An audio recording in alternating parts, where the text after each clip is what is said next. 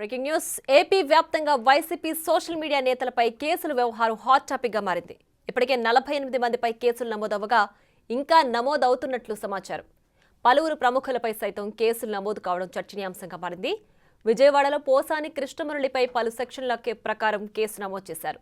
Janasena TDP నేతల ఫిర్యాదుతో మరికొంతమందిపై కూడా కేసులు నమోదవుతున్నట్లు చెప్తున్నారు.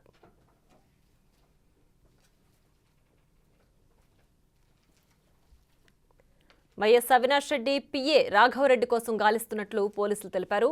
పులివెందుల లింగాల మండలాల్లో గాలిస్తున్నట్లు సమాచారం అందుతోంది. రాఘవరెడ్డి స్వగ్రామం అంబకపల్లిపై పోలీసులు నిఘా పెట్టినట్లు తెలుస్తోంది. వర్రా రవీందర్ రెడ్డి వాంగ్మూలం మేరకు రాఘవరెడ్డి కోసం పోలీసులు గాలిస్తున్నారు.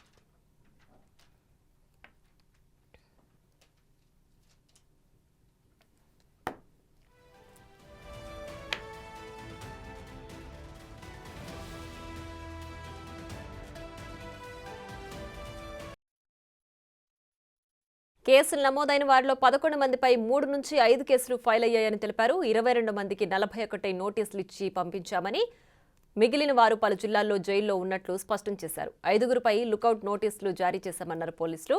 మరోపక్క ఇప్పటికే నమోదైన కేసులు అరెస్టులు కొనసాగుతున్నట్లు స్పష్టం చేశారు.